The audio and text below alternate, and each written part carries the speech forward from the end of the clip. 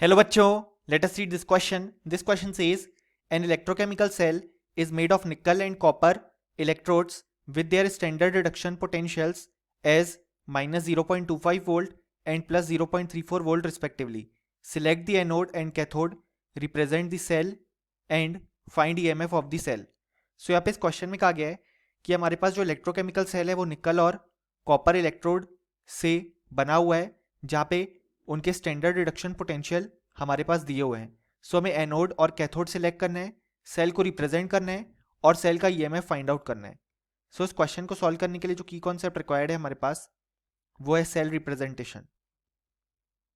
सो यहाँ पे अगर हम देखें तो हमारे पास जो इलेक्ट्रोकेमिकल सेल है वो निकल और कॉपर से बना हुआ है. अब हमारे पास क्वेश्चन में जो निकल का स्टैंडर्ड रिडक्शन पोटेंशियल गिवन है, यानी कि जब हमारे पास Ni2+ 2 इलेक्ट्रॉन एक्सेप्ट करता है तो निकल फॉर्म होता है, और जब यहाँ पे Cu2+ 2 इलेक्ट्रॉन एक्सेप्ट करता है तो कॉपर सॉलिड फॉर्म होता है.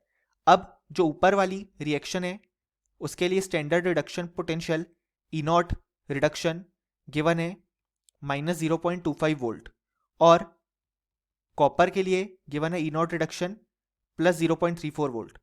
अब हम जानते हैं यहाँ पे कि कॉपर के केस में हमारे पास जो E0 रिडक्शन है वो पॉजिटिव आ रहा है, जबकि निकल के केस में E0 रिडक्शन नेगेटिव आ रहा है. यानी कि हम समझ सकते हैं कि निकल रिड्यूस होने की टेंडेंसी बहुत ही कम रखेगा और कॉपर ज़्यादा रखेगा, क्योंकि कॉपर के लिए E0 रिडक्शन पॉजिटिव आया है जबकि निकल के लिए E0 रिडक्शन नेगेटिव आया है.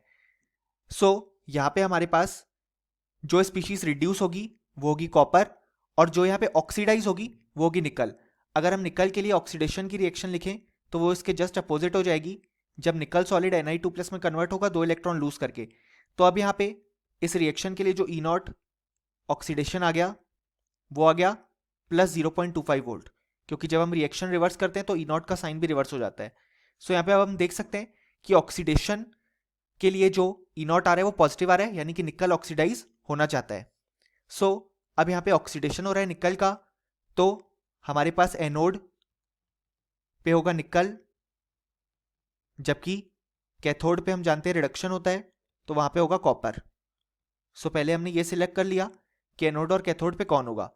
देन अगर हम देखें तो हमारे पास ये रिएक्शन होगी कि निकल सॉलिड कन्वर्ट होगा Ni2+ में 2 इलेक्ट्रॉन लूज करके, और उन्हीं 2 इलेक्ट्रॉन को एक्सेप्ट करेगा Cu2+, और यहाँ पे वो रिड्यूस हो जाएगा टू फॉर्म कॉपर सॉलिड.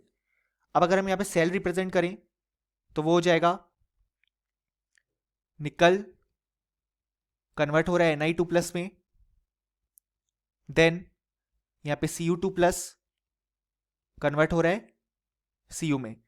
ये आ गया हमारे पास सेल रिप्रेजेंटेशन, जिसमें यहाँ पे हो रहा है ऑक्सीडेशन और यहाँ पे हो रहा है रिडक्शन. अब हमें सेल के लिए EMF कैलकुलेट करना है. सो सेल का EMF हो जाएगा हमारे पास E0 reduction of cathode minus E0 reduction of anode. ये हमारे पास स्टैंडर्ड फॉर्मूला होता है.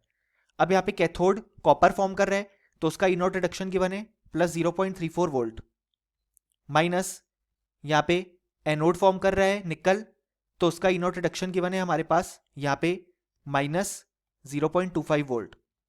जब हम इसे सॉल्व करेंगे तो हमारे पास सेल का जो EMF है वो यहाँ पे आ रहा है 0.59 वोल्ट, और यहाँ पे पॉजिटिव है और पॉजिटिव EMF है, यानी कि रिएक्शन हुई होगी.